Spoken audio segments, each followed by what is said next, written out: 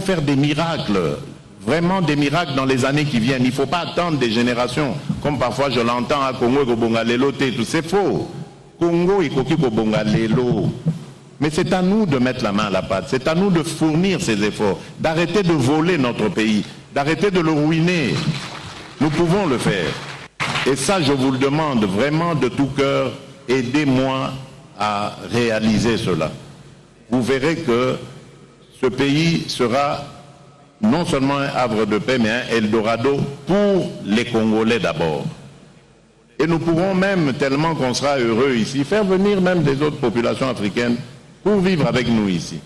Mais faisons cet effort, s'il vous plaît.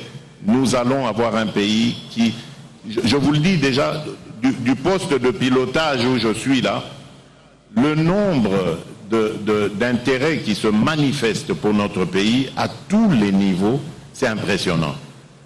Et tout ça malgré l'image de guerre, de violence, de corruption que nous émettons jusque-là. Donc, il nous suffit d'éradiquer cela, et nous allons commencer à refuser du monde ici, à Njili, à Loano, à Goma, Kisangani et tout ça. Donc, on va refuser du monde. Tellement le pays est brisé, et nous avons nous-mêmes aussi intérêt à entrer dans l'histoire du monde, dans la gestion économique de ce monde, parce que nous avons du répondant. Nous sommes détenteurs dans notre sous-sol de près de, ou plus de 60% des minerais stratégiques, ceux qui vont faire l'économie de demain, se trouvent ici au Congo. Mais si nous sommes distraits, vous savez ce qui risque de nous arriver? Mais on va nous faire une guerre ici, comme en Irak, comme en Afghanistan. Des multinationales vont prendre des pans entiers de notre pays et vont les diriger avec des seigneurs de guerre uniquement pour exploiter nos richesses. Et demain, quand il n'y aura plus rien, on nous abandonnera et nous ressemblerons à la Somalie. C'est ça qui risque de nous arriver si nous ne sommes pas vigilants. Notre pays est très riche, mais nous devons être d'abord, nous, les propriétaires de ce pays, et dire ce que nous voulons. Nous ne fermons les portes à personne, mais nous voulons que ceux qui vont venir ici tiennent compte aussi de nos desiderata. Ils vont se développer, mais nous, d'abord. Nous allons développer le pays grâce à nos ressources, et nous allons faire la joie de ces investisseurs qui pourront aussi à leur tour se retrouver. Mais tout ça demande de la concentration, du sérieux. Si nous ne faisons pas attention, comme je vous l'ai dit, on va nous diviser, on va nous séparer pour notre propre malheur. Et nous n'aurons que nos yeux pour pleurer. Et moi, ça ne m'a jamais traversé l'esprit comme scénario. Donc je ne suis pas prêt, c'est pour vous montrer la détermination que j'ai, je ne suis pas prêt à vivre un tel scénario. Je veux conduire mon pays de telle sorte que demain, après-demain, dans 100 ans, dans 1000 ans, tout le temps que ce pays, que ce monde sera monde, que le Congo reste uni, que les Congolaises et les Congolais vivent heureux dans leur pays, heureux et libres. Et ça, c'est possible, ça dépend que de nous. Parce que lorsqu'on vient déstabiliser un pays, on ne le fait pas directement de l'extérieur. On le fait grâce à des répondants que l'on trouve à l'intérieur. Et si nous ne faisons pas attention, nous restons distraits, moi j'appelle ça de la distraction, alors à ce moment-là, oui, on nous déstabilisera. Mais battons-nous parce qu'il n'est pas question qu'on vive cela.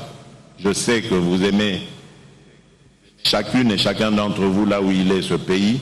Vous y êtes attachés comme moi et je sais que je peux attendre de vous la même détermination pour garder ce pays uni et le développer pour le bonheur de nos populations. Voilà, mesdames et messieurs, je crois que j'ai fait le tour de la question. Je ne sais pas ce qui est prévu après mon allocution, à part le fait qu'il y a un repas et peut-être une belle musique pour agrémenter celui-ci. Mais je ne sais pas si, comme la fois passée, il y avait des personnes représentant des groupes qui seraient désignés pour parler.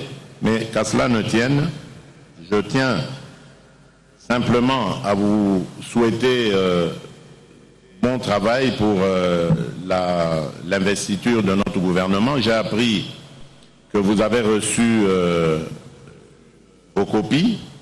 Donc faites le travail de l'examen de ces copies. Et je vous félicite parce que j'ai entendu que lorsque le Premier ministre vous a reçu caucus par caucus, vous avez été très virulent dans vos analyses et c'est ça que j'attends de vous. Il faut ne ménager personne. Il faut agir dans l'intérêt de notre peuple. Ne ménagez personne. Lorsque vous voyez qu'il y a quelque chose qui ne va pas, interpellez.